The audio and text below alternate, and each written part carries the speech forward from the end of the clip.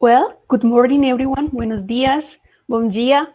Welcome to this third day of the student chapter section of the first EAD Latin America Encounter. So, this is an event that is developed by 5 countries and 13 universities of different countries of Latin America, and it's carried out during the last week of August and the first week of September in a virtual manner. So, breaking barriers in geosciences. During this event, we have developed different conferences, workshops, webinars, and courses in different areas like geoscience, geology, geophysics, solid earth, oil and gas exploration, mining, energy transition, data science, and machine learning, soft skills in the first century. The activities are in Spanish, in English, and Portuguese. You can find it in LinkedIn, in Facebook, and in Instagram. There you can find you can find the schedule that we have for this week. So, welcome to this third day of the student section. We have developed 4 presentations starting at Monday and yesterday, Tuesday. For today, we have 2 presentations, and tomorrow we have the last 2. So we invite you that join us tomorrow. So consideration for this session, the moderator is Laura Paez. It's my pleasure, it's my person. There are members of the technical committee present. They are going to be the judge. And this presentation will be recorded and added to the YouTube channel of the event. So the first presentation that we have, it's in Spanish, and it's called Modelado numérico de la respuesta sismoeléctrica de un sistema glaciario in the section of geophysics, near surface, engineer, and environmental. It will be carried out by Federico Rucher from Universidad Nacional de La Plata. So, congratulations, Federico, for being one of the people chosen to participate in this space. Thank you very much for being part of this event, and the space is yours. Bueno, muchas gracias. Voy a presentar ahora.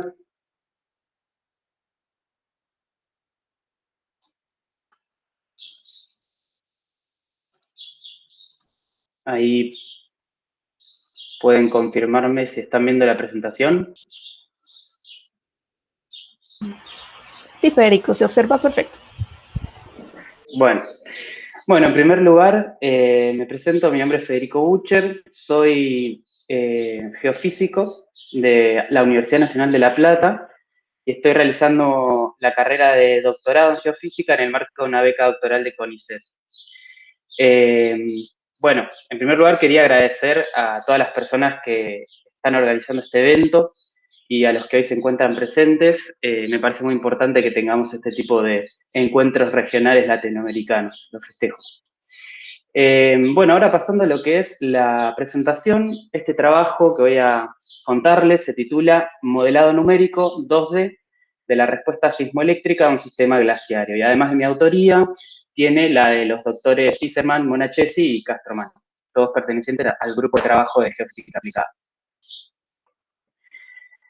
Bueno, para más o menos contarles qué voy a estar mostrando, primero voy a hacer una introducción respecto de qué es el fenómeno sismoeléctrico, qué entendemos como conversiones sismoeléctricas. Después voy a hablar del modelado numérico que se realizó para, digamos, modelar la respuesta sismoeléctrica de distintos sistemas. Como dice el título, va a ser un sistema glaciario. Después voy a pasar a un análisis paramétrico, variando propiedades de los medios involucrados en el modelo de estudio. Y finalmente voy a postular las conclusiones. Bueno, para situarnos en lo que es la disciplina de la sismoeléctrica, hay que pensar en medios porosos que estén, por ejemplo, saturados de algún tipo de electrolito fluido. En este tipo de medios, es usual que el borde de los granos de la matriz sólida, ¿sí?, que sería lo que está a la extrema izquierda de este gráfico, tengan un exceso de carga debido a reacciones electroquímicas entre la fase sólida y la fase fluida.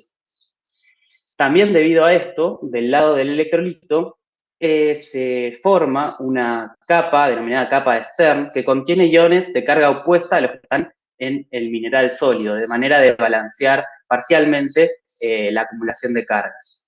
Esta capa se encuentra muy fija en el equilibrio y luego de esta capa, y yendo para el lado interior del poro, ¿sí? Del lado del electrolito, se encuentra la que se denomina la capa difusa, que tiene tanto iones positivos como negativos, y que, por un lado, termina de balancear las acumulaciones, efectos y excesos de carga que se dan en el mineral y en la capa externa, y también posee una mayor movilidad, es decir, estos iones que se encuentran en la capa difusa poseen una mayor movilidad que la capa externa, pero siguen siendo, se siguen viendo influenciados por este escenario. Y luego, más hacia adentro del poro, ya tenemos el electrolito libre. Como resultado de este escenario físico, que introduciendo el concepto de escala, estamos hablando de una escala submilimétrica, se da un potencial eléctrico que decae exponencialmente con la distancia de la pared poral. ¿Bien? Ahora bien, este escenario submicroscópico puede ser de alguna manera excitado, perturbado por ejemplo, el paso de una onda compresional, ¿sí? Cuando esto sucede, va a existir un movimiento relativo entre la fase sólida y la fase fluida de este escenario físico, ¿sí?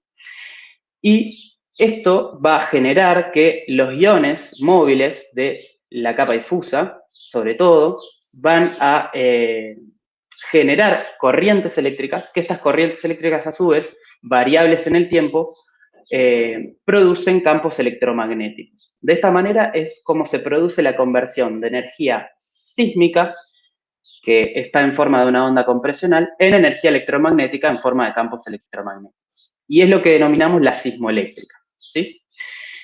Lo que hay que entender es que el corazón, la base física para que esto suceda, el escenario físico, es este escenario de doble capa eléctrica. La doble capa eléctrica es el conjunto de la capa difusa con la capa externa, ¿sí? Cuando existe este movimiento fluido entre fase sólida y fluida, es conveniente, está definido, digamos, en los trabajos de Pryde, en el 94 y el 96, distintas cantidades que permiten relacionar los fenómenos submicroscópicos con fenómenos macroscópicos, observables a escala macroscópica. En primer lugar, al lugar geométrico en donde el movimiento relativo entre fase sólida y fluida es nulo, se lo denomina plano de corte, y por simplicidad se lo suele ubicar entre la capa externa y la capa difusa. Al potencial eléctrico en este plano de corte se lo denomina potencial Z, y al espesor de esta capa externa se la denomina longitud de Debye. Todos parámetros que después vamos a ver que nos van a ayudar a entender y a relacionar las distintas escalas involucradas en este tipo de problemas. Bueno, hablamos de movimiento relativo entre fase sólida y fluida y hablamos de una onda compresional pasando, por ejemplo, por este tipo de medios. Sabemos que una onda compresional propagándose por un medio poroso, saturado, va a comprimir y dilatar tanto la fase sólida como la fase fluida del medio. Cuando esto sucede, las cargas que se encuentran en la doble capa eléctrica en forma de iones, en el electrolito, van a moverse, ¿no? Porque la onda sísmica va a inducir un flujo en el electrolito, y este flujo, digamos, esta corriente eléctrica, que es un efecto puramente electrocinético, como podemos ver, va a variar en el tiempo y generar los campos electromagnéticos. Este campo electromagnético que de alguna manera se ve inducido por este flujo es el que se denomina campo cosísmico. Y su soporte espacial es la onda sísmica. Con esto quiero decir que es fundamental que exista una onda compresional para que exista un campo cosísmico y obviamente en el escenario de un medio poroso saturado. Al tener el soporte espacial, el campo cosísmico, en la onda sísmica, posee características similares, muy similares a la onda sísmica.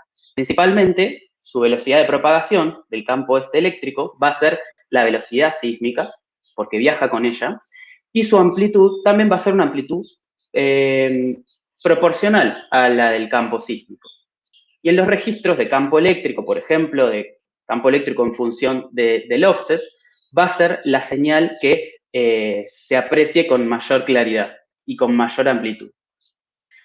Por otro lado, cuando el frente de onda compresional arriba una interfase que separa dos medios con distintas características, ya sea poromecánicas o eléctricas, produce una asimetría en la separación de cargas, tanto del medio superior como del inferior, lo cual genera un efecto de dipolo, creándose así un campo electromagnético con comportamiento dipolar, según Pray, que en principio es independiente de la onda sísmica. Al ser independiente, va a tener distintas características a la del campo cosísmico, principalmente en que su velocidad va a ser una velocidad electromagnética, la velocidad electromagnética del medio en el cual se esté propagando este campo. De esta manera, esta es la principal diferencia entre la respuesta de interfaz y el campo cosísmico, además de otras, como por ejemplo el soporte espacial, ya que en principio esta respuesta de interfaz está presente en todo el espacio, y que generalmente en los registros se va a ver con una amplitud, algunos órdenes de magnitud menor que el campo cosísmico, ¿sí? Entonces, estas son las dos principales conversiones sismoeléctricas que se estudian en la actualidad y que vamos a hacer foco en este trabajo. Ahora bien, para modelar, para describir, mejor dicho, para describir este fenómeno sismoeléctrico y también su recíproco, el electrosísmico, que trata sobre la conversión de energía electromagnética en energía mecánica, Pray en 1994 dio un set de ecuaciones completamente cerrado en términos de los campos eléctricos, de inducción magnética, de desplazamiento del sólido, del desplazamiento del fluido relativo al sólido, que resultan de acoplar las ecuaciones de poroelasticidad de Biot, dadas varias décadas antes, y las leyes de Maxwell, ¿sí? Estas son las que podemos ver en pantalla, que están escritas de esta manera, pueden escribirse de muchas otras, pero en particular lo que me interesa que se vea es este factor L de omega que aparece en la primera ecuación y en la cuarta ecuación, que se denomina coeficiente de acoplamiento electrocinético. Este coeficiente lo que está haciendo, como su nombre lo indica, es acoplar el fenómeno sísmico con el fenómeno electromagnético. Está acoplando los distintos tipos de energía. Y esto puede verse simplemente si nos imaginamos por un momento que este L de omega es igual a 0. Si esto sucede, las ecuaciones de Pray se desacoplan automáticamente en las ecuaciones de poroelasticidad de Biot por un lado y en las ecuaciones de Maxwell por otro, ¿sí? Ahora bien, estas ecuaciones son ecuaciones tridimensionales, son un set de ecuaciones bastante complejo de abordar a la hora de estudiarlo tanto analítica como numéricamente. Por lo tanto, se suelen hacer ciertas hipótesis que permiten desacoplar parcialmente los efectos. Por un lado, una hipótesis que se realiza, una separación de un caso tridimensional a un caso bidimensional, también la hace seguida por Pray, es la que trabaja con el modo PSBTM. Si trabajamos con el modo PSBTM, vamos a imaginarnos que el plano de incidencia en el cual estamos trabajando es el plano de incidencia de la onda P, que también sabemos de la sísmica, que contiene al modo de propagación SB. Y por cómo es el problema, también va a contener al modo transverso magnético. Modo transverso magnético, sabemos que el campo eléctrico va a estar contenido en este plano de incidencia. Por eso decimos PSBTM. Además de esto, que nos permite pasar de un sistema tridimensional a un sistema bidimensional, se suelen hacer otras hipótesis que pueden verse con detalle en el paper de Ziserman y otros en 2010, que es principalmente la hipótesis de que vamos a trabajar en el rango de frecuencias sísmicas, ¿sí? En este rango podemos despreciar, por un lado, los fenómenos de retroalimentación, y con esto nos referimos a que la onda compresional sabemos que induce campos electromagnéticos, pero a su vez la teoría de Pray prevé que esos campos electromagnéticos generen otras ondas sísmicas secundarias, y esto se siga retroalimentando. Bueno, a partir de la primera retroalimentación, vamos a suponer que es despreciable las amplitudes de esos campos sísmicos secundarios. Además de esto, lo que nos permite esta hipótesis es aproximar a ciertos coeficientes involucrados en la ecuación de Pray, que en principio son dependientes de la frecuencia, con sus correspondientes estáticos. como sucede en este caso con el factor L0 que se puede ver en la ecuación remarcada, en esta segunda ecuación. L0, en este caso, es el correspondiente estático del que habíamos definido como el coeficiente de acoplamiento electrocinético. Y para relacionar de alguna manera estas ecuaciones macroscópicas con la doble capa eléctrica, ¿sí? Que para que nos demos una idea, tiene dimensiones del orden de los Armstrong, ¿sí? De 10 a la menos 10 metros. Me interesa remarcar esta conexión, ¿no? El modelo utilizado por Pry para calcular el coeficiente de acoplamiento electrocinético es este que muestro en pantalla, que podemos ver que depende, por un lado, de esta longitud de Debye que habíamos definido, ¿sí? De la doble capa eléctrica, y que depende a su vez de todos parámetros, casi todos eléctricos, ¿sí? Salvo la temperatura, y el potencial Z, que también habíamos definido, y el modelo que estamos utilizando es dependiente de la salinidad. Muy bien, ahora pasando a lo que nos planteamos hacer en este trabajo. Lo que vamos a mostrar ahora es cómo se modeló un sistema glaciario compuesto por una capa de glaciar de 150 metros, modelada como un medio elástico. Esto es una hipótesis que es seguida por varios autores. Y por debajo se encuentra un medio poroelástico totalmente saturado de un electrolito fluido, que de alguna manera lo vamos a pensar como un medio de los que trata Biot, para poder aplicar las ecuaciones de poroelasticidad y las de Pry.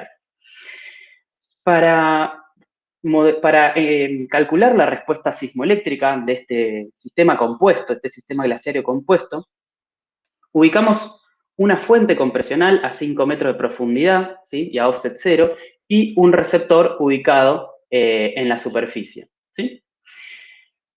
La respuesta sismoeléctrica se aproximó con un código que resuelve las ecuaciones de Pry con métodos de elementos finitos, ¿sí? Y por una cuestión de reducir tiempos de cómputo, se realizaron todas las corridas en un clúster de CONICET que cuenta con más de 1000 procesadores y que nos permitió hacer corridas en paralelo, cosa que en una computadora de escritorio no se puede hacer, teniendo en cuenta que cada corrida lleva alrededor de 20 horas. Esto resulta muy conveniente a la hora de realizar varias corridas en simultáneo. Entonces yo lo que muestro acá, primero voy a contar qué es lo que se ve en cada una de estas películas y después voy a tratar de analizarlo para que se entienda un poco mejor. En primer lugar, los paneles superiores, a la izquierda y a la derecha, muestran la componente Z del campo de aceleración sísmica y el campo eléctrico, respectivamente. Lo que se ve en los paneles del medio es lo mismo, pero en la componente X, es decir, campo de aceleración, componente X a la izquierda y campo eléctrico en la derecha.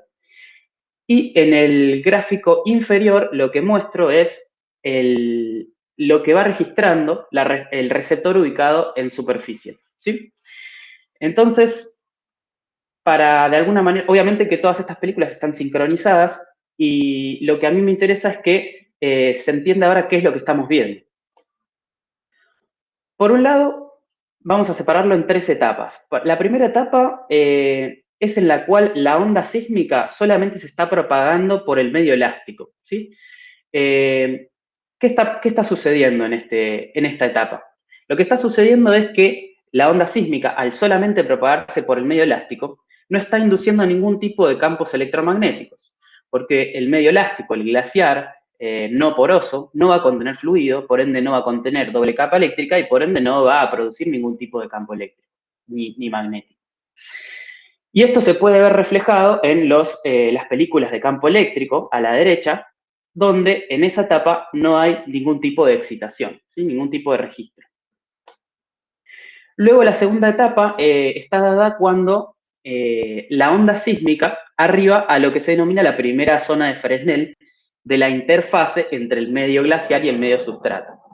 En ese momento lo que sucede es que se genera, podemos verlo en el campo eléctrico, una respuesta de interfase, como la habíamos descrito, y luego, en la tercera etapa, ya vamos a tener a la onda sísmica por un lado reflejada hacia arriba en el medio elástico y por otro lado transmitida en gran parte al medio poroelástico. Esto en los registros de campo eléctrico, en los snapshots de campo eléctrico, se muestra perfectamente cómo la onda sísmica transmitida induce este campo cosísmico.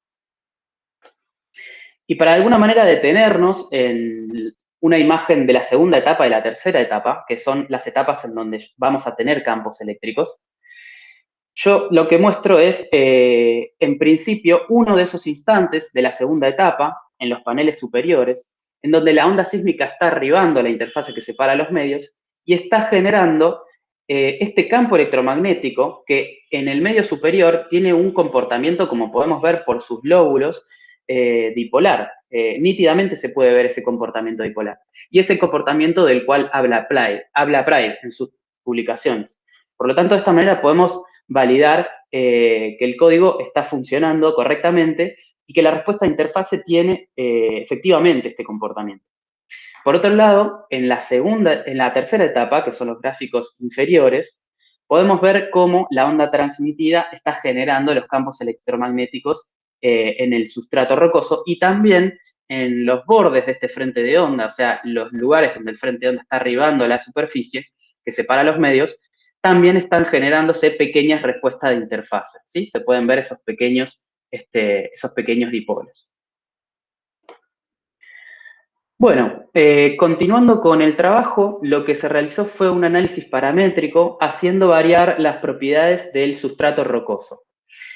¿Por qué nos propusimos este tipo de análisis? Bueno, porque queremos de alguna manera mostrar que el método sismoeléctrico es una herramienta complementaria, puede ser una herramienta complementaria útil para la caracterización de un sustrato rocoso debajo de un glaciar, ¿sí? De su tipo de fluido, las propiedades eléctricas del mismo, propiedades poromecánicas, ¿sí? Por eso propusimos la variación de parámetros como la porosidad, la permeabilidad, la salinidad del fluido que contiene y la viscosidad de este fluido, para analizar cómo, sobre todo, la respuesta de interfase es sensible a estos parámetros. ¿Por qué la respuesta de interfase? Porque es ella la que nos va a traer información en superficie del grado de heterogeneidad que tiene el subsuelo. Es decir, si no hay ningún tipo de contraste en propiedades eléctricas o mecánicas del subsuelo, ni siquiera vamos a tener respuesta de interfase, y como estamos poniendo un receptor en el medio elástico, tampoco vamos a tener ningún tipo de campo ecosísmico. Por lo tanto, nuestros registros serían de campo eléctrico que nos hable las propiedades del subsuelo serían nulos. Bien, el rango de variación en la porosidad lo elegimos entre el 1 y el 30%, en la permeabilidad entre 10 a la menos 17 y 10 a la menos 12 metro cuadrado, en la salinidad del fluido entre 2 por 10 a la menos 5 y 2 por 10 a la menos 2 mol sobre litro, y en la viscosidad del fluido entre 10 a la menos 3 y 1 pascal por segundo. ¿Por qué hacemos variar la salinidad del fluido? Bueno, porque esto tiene un impacto directo en el cambio en la conductividad del fluido y por ende en la conductividad de todo el sustrato rocoso, ¿sí? Bien, con respecto a los resultados del análisis en la porosidad, los gráficos que yo muestro a izquierda y a derecha son resultados de distintas corridas del código variando el parámetro porosidad. En el gráfico de la izquierda podemos ver la respuesta de interfase para distintas porosidades y en el gráfico de la derecha se ven los máximos de estas respuestas de interfase en función de la variación del parámetro. Entonces, a simple vista podemos ver que el efecto de aumentar la porosidad del sustrato rocoso genera un efecto de amplificar la respuesta de interfase, ¿sí? De alguna manera exponencial. Y algo similar ocurre con la permeabilidad. Al aumentar la permeabilidad entre 10 a la menos 17 hasta 10 a la menos 12, también estamos aumentando con un comportamiento un poco más suave la amplitud de la respuesta de interfase, lo cual tiene sentido si lo pensamos un momento, ya que aumentar la porosidad o la permeabilidad implica por un lado, aumentar la porosidad implica aumentar el volumen de fluido y por ende se van a aumentar esas amplitudes de movimiento. Y por otro lado, aumentar la permeabilidad está haciendo permitir al fluido, al electrolito, fluir de una manera más fácil entre los poros, y esto también genera una amplitud en los campos electromagnéticos medidos. Con la salinidad ocurre un efecto inverso, es decir, que aumentar la porosidad produce una disminución en la respuesta, en la amplitud de la respuesta de interfase. Y para tener una idea, además de mostrar el valor de la salinidad y a qué curva corresponde, muestro también el valor de la conductividad correspondiente a cada una de estas curvas. Lo que se puede ver es que el efecto de aumentar la salinidad tiene un efecto de aumentar también la conductividad del sustrato. Con lo cual, en principio, uno podría pensar que si aumenta la conductividad del sustrato, tiene que aumentar la amplitud de los campos electromagnéticos. Pero según los modelos de física de rocas que se utilizan, que utiliza Pray, también el potencial Z está relacionado con la salinidad del fluido. Y un aumento en la salinidad del fluido produce una disminución en valor absoluto de ese potencial Z. Y como habíamos visto, ese potencial Z era proporcional al coeficiente de acoplamiento electrocinético, con lo cual, haciendo un resumen, la salinidad, el aumento en la salinidad también produce una disminución en el acople de los fenómenos sísmicos y electromagnéticos, y es por eso que estamos viendo esta respuesta.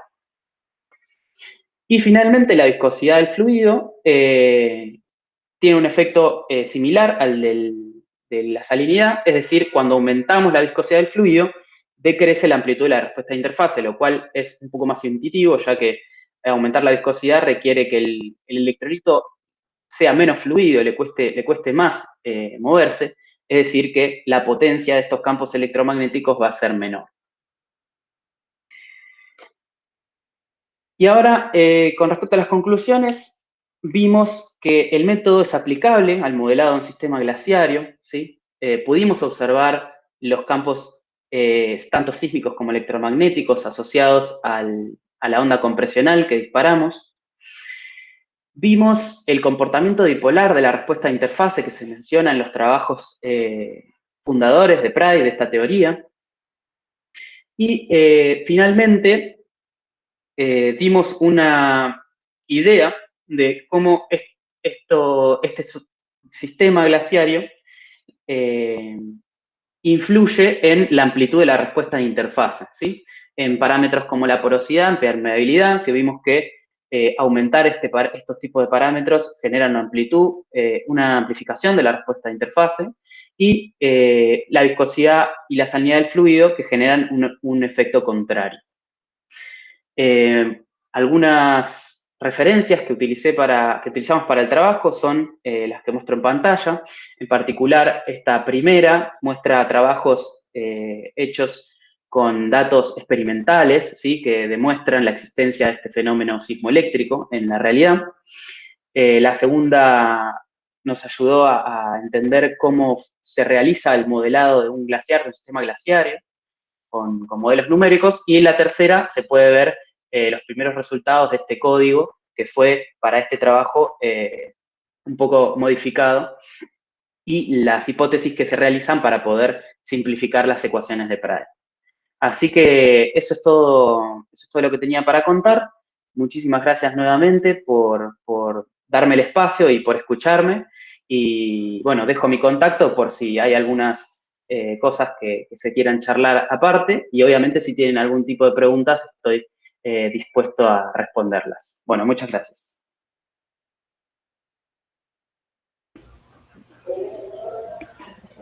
Muchísimas gracias, Federico. Es un tema muy interesante, excelente presentación. Y pues, no sé, habilitamos el chat para las personas que quieran realizar sus preguntas, o también pueden activar su micrófono en cualquier caso.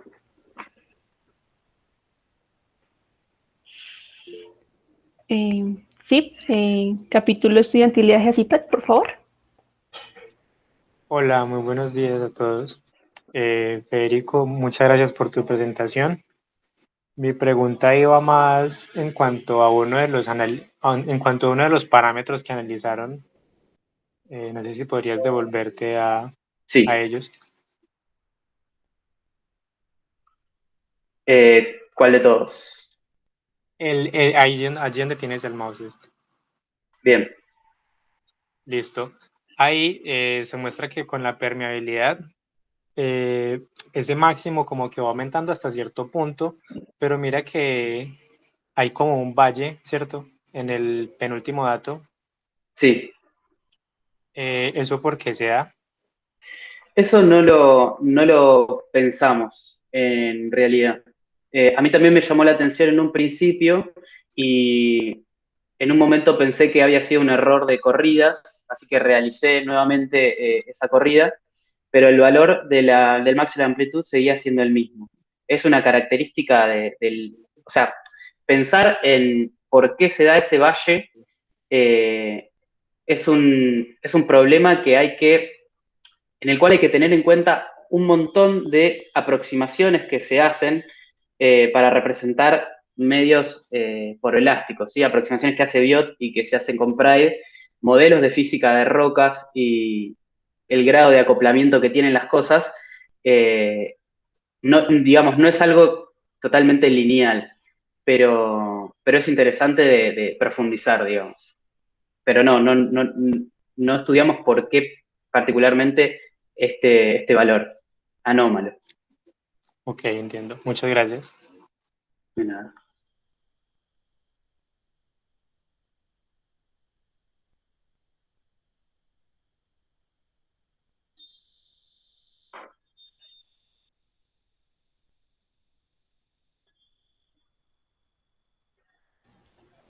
Creo que no hay más preguntas, no veo aquí en el chat.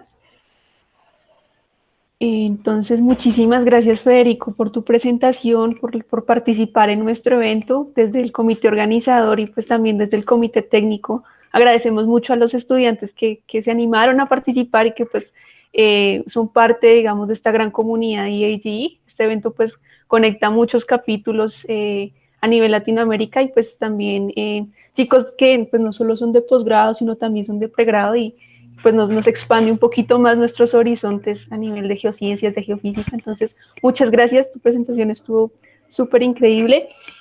Carlos dice, congratulations, nice work. Bueno, muchas gracias. Gracias. Muchas gracias nuevamente a la organización del evento y me parece súper importante que se continúen con estas conexiones regionales. Así que vamos con eso. Vale, muchísimas gracias, Federico. A ustedes.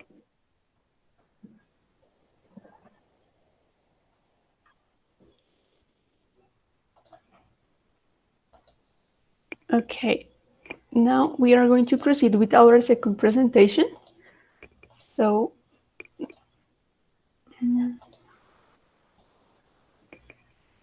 okay, our second presentation is in English. It's called Magnitude of Preparing Question the Slip Over the Same Patch, Implication on Stress Drop and Rupture Initiation.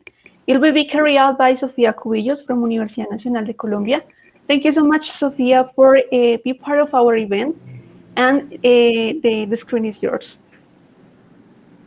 Thank you. I want to ask, bueno, todas las presentaciones son en español, entonces no sé qué.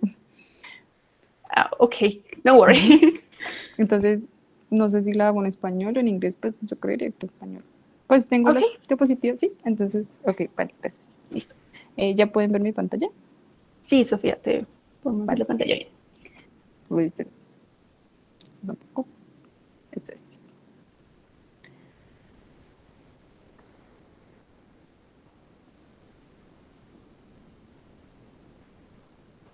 Bueno, buenos días. Mi nombre es Sofía Cubillos y a continuación les voy a presentar el trabajo que realicé para optar al título de geóloga en el pregrado de geología en la Universidad Nacional de Colombia y se denomina, se llama la magnitud de terremotos repetitivos debido al deslizamiento sobre el mismo parche de ruptura y cuáles son sus implicaciones en los modelos de stress drop e iniciación de ruptura para terremotos de profundidad intermedia. Entonces, a continuación podemos ver el contenido de la presentación. Vamos a dar una pequeña introducción en donde se va a hablar de algunas generalidades acerca de los terremotos de profundidad intermedia. Después vamos a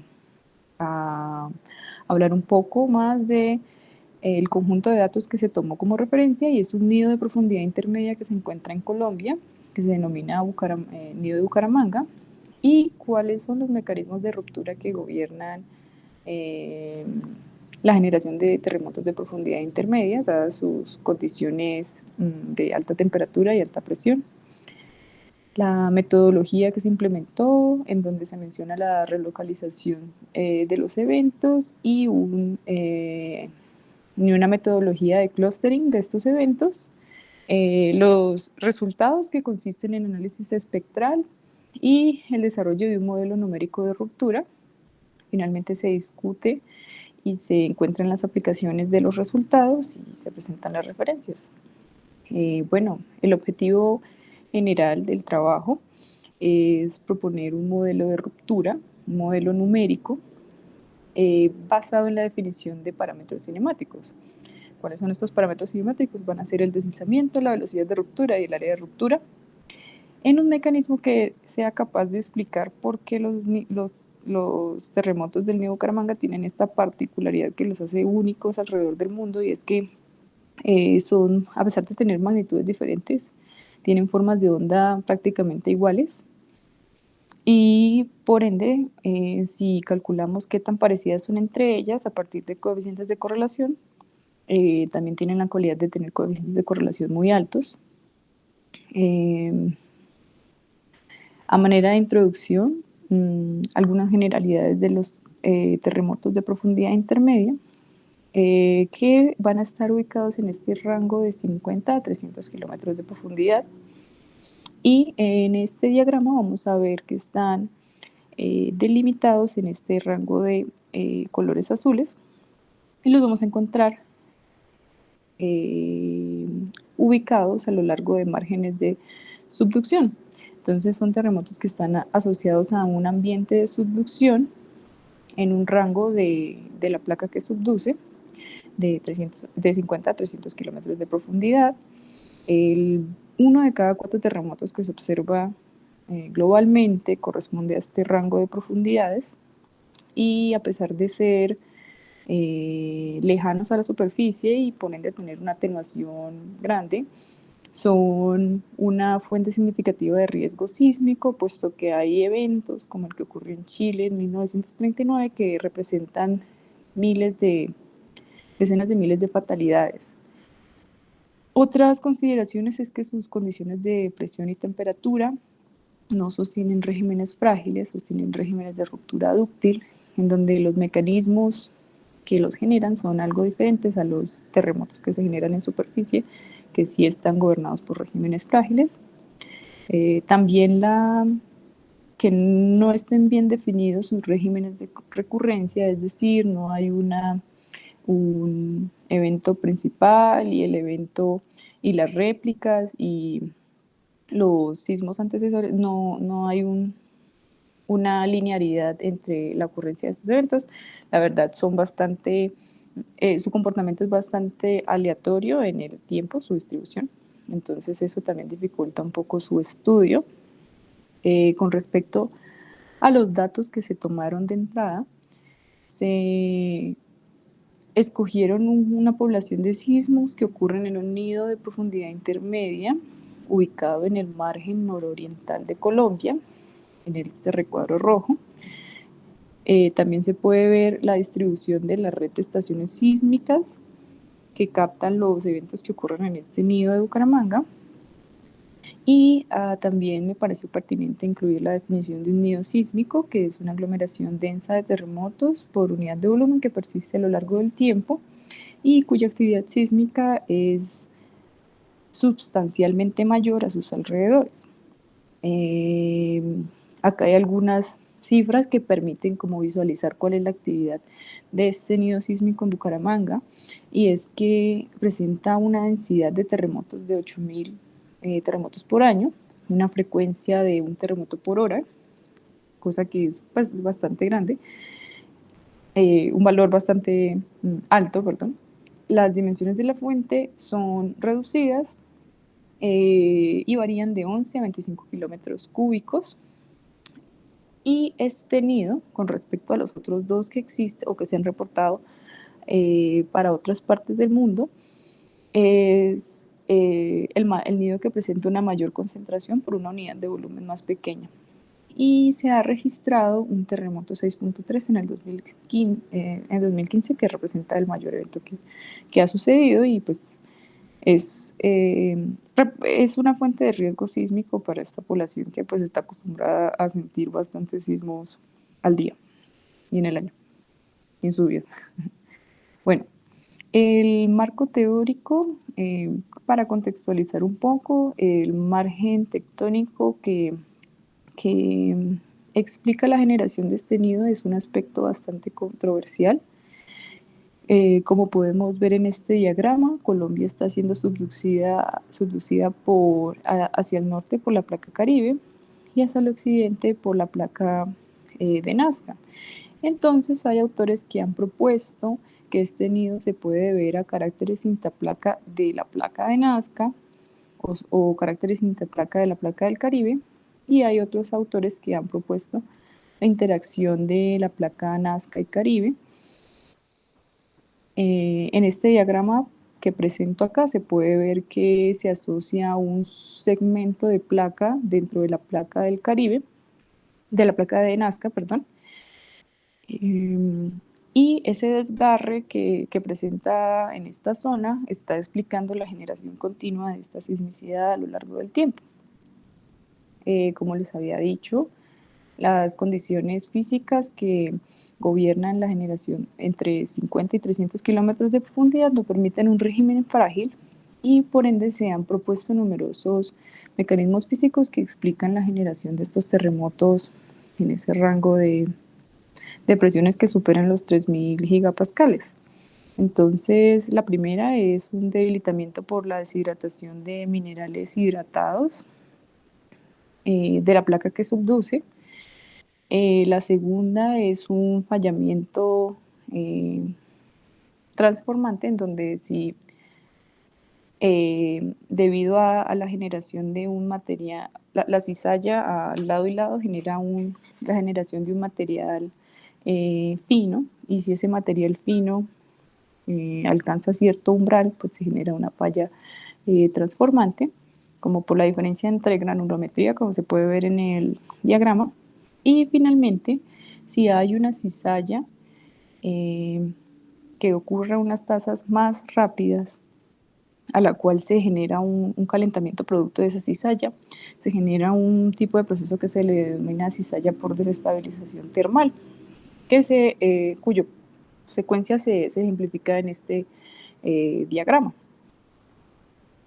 En cuanto a la metodología que se implementó, se utilizaron dos pasos. El primero es la relocalización de un grupo de eventos. Entonces, lo que hice fue, entre el 2010 y el 2018, tomé 163 eventos sísmicos en las tres componentes de los sismogramas, enmarcado en esta zona de estudio, en este recuadro, y los eventos son con magnitudes mayores a 4 para eliminar efectos del ruido en superficie para los eventos menores a 4 por la atenuación de la gran distancia que recorre. Y de estos 163 eventos se tuvieron dos formatos de datos, que son primero los archivos de forma de onda, en donde se pueden ver los sismogramas, y los archivos con los metadatos de cada uno de los eventos, en donde contienen los parámetros hipocentrales. Aquí podemos ver que estos 163 eventos están distribuidos, bueno, que son la población azul en este diagrama, y si ponemos la sismicidad de fondo se puede ver que está asociado a una placa de subducción, y pues por efectos de la Red Sismológica Nacional, la adquisición de datos por encima de los 80 kilómetros es escasa, y por eso se debe que el marco tectónico del nido de Bucaramanga sea un aspecto pues aún tan controversial por la falta de resolución de los datos. Bueno, en el primer paso de la relocalización consiste en una mejora de la localización inicial de estos eventos, incluyendo términos por correcciones de la estación, tablas de tiempo de viaje, topografía local, corrección de picados de fase y valores de coeficientes de correlación cruzada entre pares de forma de onda. Entonces, se utilizó un programa que se denomina XCORLOC y a partir de incluir esas correlaciones con las localizaciones iniciales se genera un clúster de los eventos mucho más densos que a profundidad, viendo en los perfiles sísmicos, nos puede ayudar a vislumbrar nuevas estructuras a profundidad. Entonces, aquí aprovecho para mencionar que el cálculo del coeficiente de correlación cruzada de forma de onda es una medida de la dispersión de las covarianzas entre dos señales, en este caso dos trazas sísmicas, y lo que él hace es que las alinea y las mueve de tal forma de que calcula una función de correlación y en donde encuentre su punto máximo, ahí es donde la segunda señal se parece en mayor grado a la primera señal y ahí se calcula un coeficiente de correlación que me mide el grado de similaridad entre estas dos señales. Ese varía entre -1 y 1, siendo 1 prácticamente las mismas señales y los valores cercanos a 1 son señales muy similares y -1 señales muy parecidas pero con polaridad inversa. Para desarrollar esta correlación cruzada, la estación, el canal de la estación y la frecuencia de muestreo debe ser la misma para los dos eventos que se están calculando el coeficiente de correlación. Los sismogramas son crudos, es decir, no se le aplicó ningún filtro ni preprocesamiento previo. Y la estimación de los coeficientes de correlación se hace de una forma iterativa, de tal forma que se estructure que los 163 eventos se comparen entre ellos mismos, entre 163 eventos. Entonces, luego se organizan estos valores de correlación en una matriz que me permita establecer la comparación de cada uno de los eventos entre todos. Bueno, ya, Carla. Bueno, acá se presentan los resultados de esta relocalización o esta localización mejorada de los 163 eventos con la sismicidad de fondo en gris.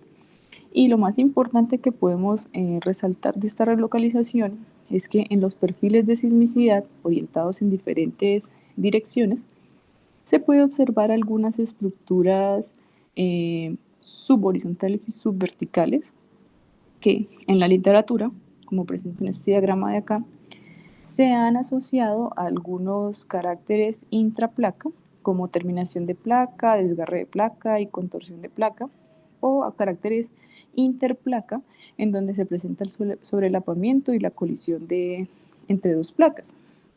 Entonces ahí se está identificando que esta generación de nidos está asociado a unos caracteres intraplaca subverticales y subhorizontales. La segunda parte de la metodología es, listo, yo tengo 163 eventos, ¿cómo los voy a agrupar para ver qué tan parecidos son entre ellos y qué es lo que me está generando esa alta similitud? Entonces, lo que se hizo fue aplicar un algoritmo de clustering promedio a la matriz de coeficiente de correlación, que se le aplicó un tratamiento estadístico previo, dada la propiedad no aditiva de los coeficientes de correlación.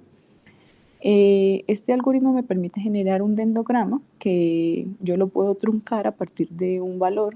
En este caso lo trunqué a partir de un coeficiente de correlación mayor a 0.6, para los cuales me generó 7 familias con más de 3 miembros.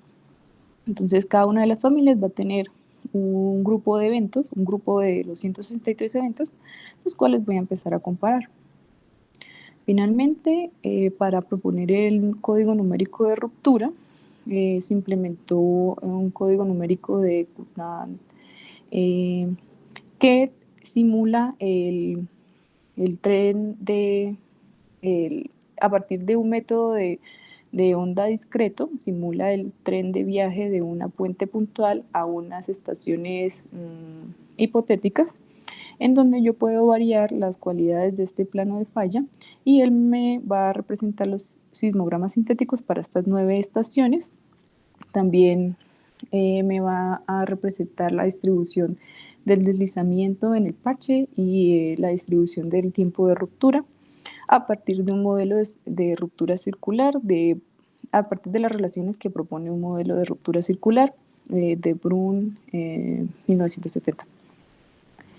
Ya como primera parte de resultados, me pareció pertinente mostrar el resultado principal que motivó este estudio, y es que se escogían, bueno, a partir de los eventos que pertenecían a una misma familia, se empezaron a comparar sus formas de onda. Esta comparación incluye el cálculo de un coeficiente de correlación y un diferencial de tiempo. Y como se puede ver, lo que les expliqué al principio, eventos de diferentes magnitudes, por ejemplo este 5.3 y este 4.5, tienen coeficientes de correlación de 0.8, y como pueden ver, sus formas de onda normalizadas tienen formas de onda prácticamente idénticas, y esto no solo ocurre para una estación, sino para varias estaciones de banda ancha, de periodo corto, y es decir, no depende del instrumento ni depende de la estación, es un comportamiento que se presenta para los eventos que corresponden a una misma familia. También se calculó la envolvente de estas señales, que al tener contenido de frecuencia muy similar y diferencias en las amplitudes, van a ser también prácticamente iguales, y se decidió evaluar estas curvas de energía acumulada para ver que como son muy similares y crecen de una forma muy también igual. Y este es el primer rasgo a resaltar y a tener muy presente, es que la alta similaridad entre eventos de diferentes magnitudes se debe al mismo contenido de frecuencia y diferencias en las amplitudes. Después de esto se decidió evaluar cómo es la relación entre los valores de las caídas de esfuerzo y el momento sísmico, porque definir si hay un escalamiento o no nos puede ayudar también a tantear cuál modelo de ruptura podemos evaluar. Entonces, tomando los datos que previamente de otros trabajos, para el nido de Bucaramanga, para terremotos de profundidad intermedia y terremotos profundos, se puede ver que, al igual que para estas dos poblaciones de datos, el nido de Bucaramanga presenta un escalamiento bien definido entre los valores de las caídas de esfuerzo y la magnitud del momento sísmico. Ya presentando los resultados del modelo numérico, se decidió generar 3 eventos sintéticos con diferentes magnitudes. El primero, probando 2 modelos de ruptura. El primero es el modelo de stress drop constante, y como pueden ver acá, el valor de stress drop es constante, y para lograr eso, según las relaciones propuestas por el modelo de ruptura de Brun, se debe aumentar el radio proporcionalmente al aumento de la cantidad de deslizamiento máximo. Entonces, este radio aumenta proporcionalmente a este valor de deslizamiento máximo, que también se puede visualizar en los colores del parche circular, y genera unos sismogramas sintéticos que si vemos detenidamente, son comportamientos muy similares a los que observamos en los datos reales del nido de Bucaramanga. También se decidió obtener la comparación espectral aplicando una técnica de una transformada rápida de Fourier a estos sismogramas en el dominio del tiempo y sus respectivas proporciones espectrales. También se decidió evaluar el modelo de área circular, en donde para obtener 3 diferentes magnitudes se mantiene el área y se aumenta la cantidad de deslizamiento máximo dentro de esa misma área. Los sismogramas también nos presentan este mismo similitud que presentan los datos reales, pero con la diferencia de que los espectros de frecuencia tienen los mismos contenidos de frecuencia, pero leves diferencias en las amplitudes. Y al tener el mismo contenido de frecuencia, la proporción espectral va a ser un aspecto planar. También finalmente se decidió evaluar cuáles son los efectos del cambio de posición para dos escenarios dentro de un plano de falla. El primero es ubicar un parche con las mismas cualidades en dos posiciones diferentes en el mismo plano de falla. Y el segundo es ubicar dos fallas con las mismas cualidades separadas por 10 kilómetros de distancia. Y nos dimos cuenta que esto se va a ver ejemplificado en leves diferencias en los tiempos de llegada de las fases en el sismograma que van a tener las mismas formas. Entonces también puede ser algo que podemos tener en consideración para el modelo de ruptura que se va a proponer al final. Para presentar una mejor comparación de los resultados, tomamos un conjunto de datos reales que denominamos repetidores. Podemos ver que hay eventos 4.3, 4.4, 4.6, 5.3 para una misma estación, que le calcularon sus espectros de amplitud y sus proporciones espectrales. Y acá podemos ver que el primer modelo, a pesar de que presenta formas de onda muy similares, hay leves diferencias en los contenidos de frecuencia que hace que las proporciones espectrales tengan una forma asintótica. En el segundo modelo, al tener el mismo contenido de frecuencia, las proporciones espectrales van a ser un aspecto planar. Y si comparamos con las proporciones espectrales para los datos de los repetidores del Nido de Bucaramanga, y los suavizamos un poco, ya que, como les había dicho, los datos son crudos y no se les presentó ningún filtro previo. Si se le aplica un suavizado a la proporción espectral, se puede ver que tiene una forma más o menos planar que coincide con el segundo modelo de área circular. Y pues esto también concuerda con las relaciones de autoescalamiento que se han propuesto para otras zonas del mundo, en donde si tenemos dos pulsos con diferentes amplitudes, pero la misma frecuencia de esquina, acá podemos ver que la frecuencia de esquina de todos los espectros es prácticamente la misma, necesariamente el área debe estar aumentada por un factor de 1, es decir, el área debe ser igual.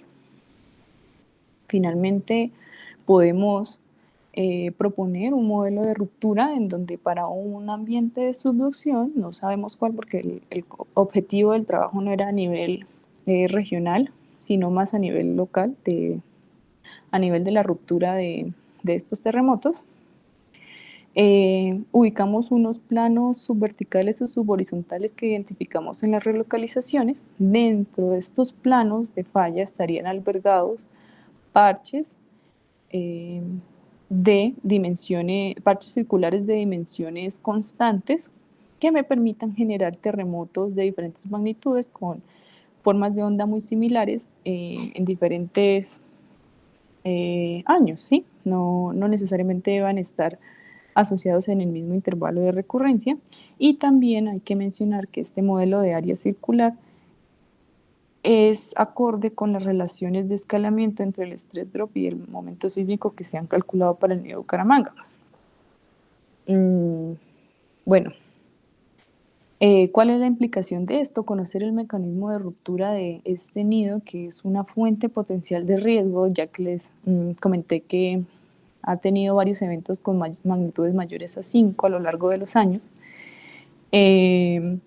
Nos puede ayudar a incursionar un poco en el desarrollo de modelos de alerta temprana para esta zona y tal vez para otras zonas del mundo donde se decide evaluar esta metodología.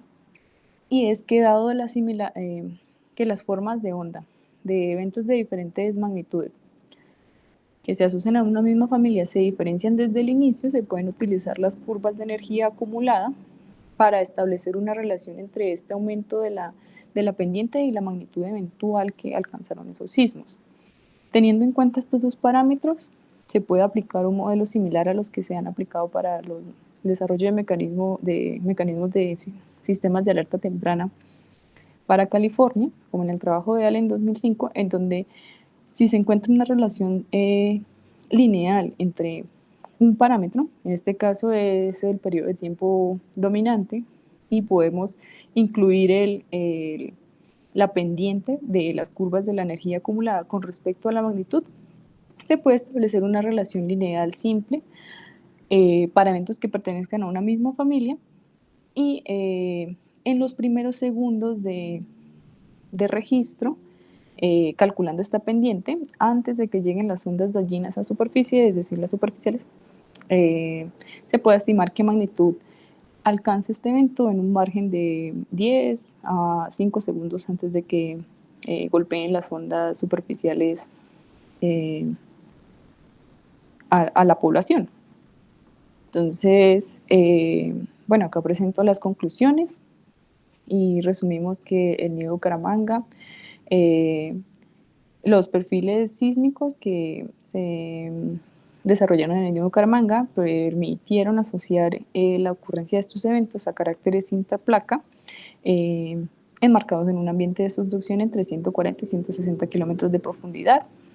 Hay una alta variabilidad en los mecanismos focales, que también nos está indicando que la distribución de los esfuerzos, en este caso para el nido, es bastante variable y por ende la ruptura, pero a pesar de eso se encontró una metodología que, a pesar de su alta variabilidad en cuanto a la distribución de los esfuerzos, permite atribuir la alta similitud entre los eventos de diferentes tamaños en función de sus contenidos de frecuencia y diferencias en la energía irradiada, es decir, las amplitudes que presentan estos sismogramas.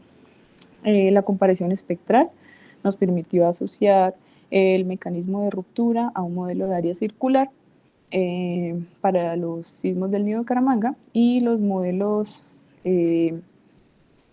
este modelo plausible, en donde sí, que es plausible, me puede ayudar a desarrollar un posible mecanismo de sistema de alerta temprana para los eventos del nido sísmico de Bucaramanga y otros nidos sísmicos de profundidad intermedia, que pues están gobernados bajo las mismas modelos de ruptura y mecanismos físicos que también nos explican. Eso sería todo y muchas gracias por la atención.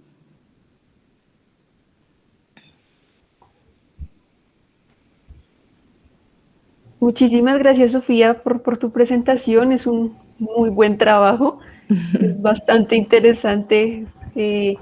Muchas gracias por ser parte del evento. Ahora proseguimos con las preguntas por parte de los asistentes.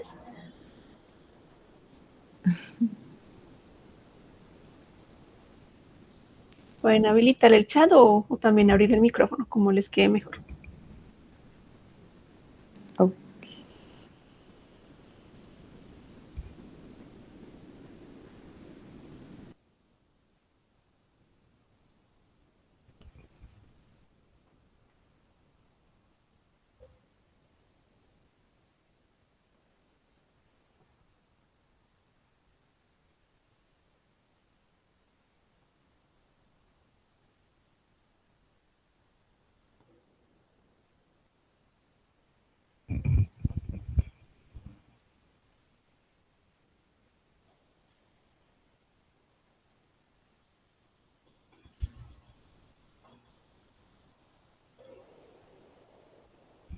Bueno, al parecer no hay preguntas. Federico dice un excelente trabajo.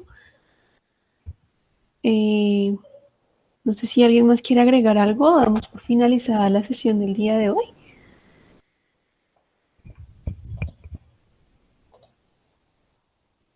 De las personas que están de jurados el día de hoy, no sé si quieran agregar algo más. Hola. No, pues no necesariamente una pregunta, sino una felicitación. Fue una presentación muy clara. Considero que tuvo un gran soporte tanto bibliográfico como experimental, entonces me gustó mucho tu presentación. Te felicito, Sofía. Muchas gracias por los comentarios y los del chat también.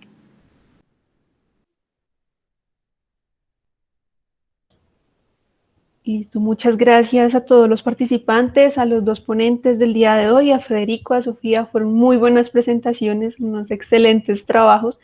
Estamos muy felices, como comentaba, desde el comité organizador y pues del comité técnico, de contar con su participación en este evento. Y pues esperamos que más adelante también podamos conectar y pues seguir desarrollando este tipo de actividades que nos conectan a nivel regional, a nivel Latinoamérica, para expandir un poco más pues nuestras fronteras y nuestras formación en la academia. Entonces, muchísimas gracias a todos los participantes, espero que tengan un feliz día y pues nos vemos mañana para las dos presentaciones que restan de la sección estudiantil. Muchas gracias, hasta luego. Un saludo, Federico. Hasta luego, muchas gracias.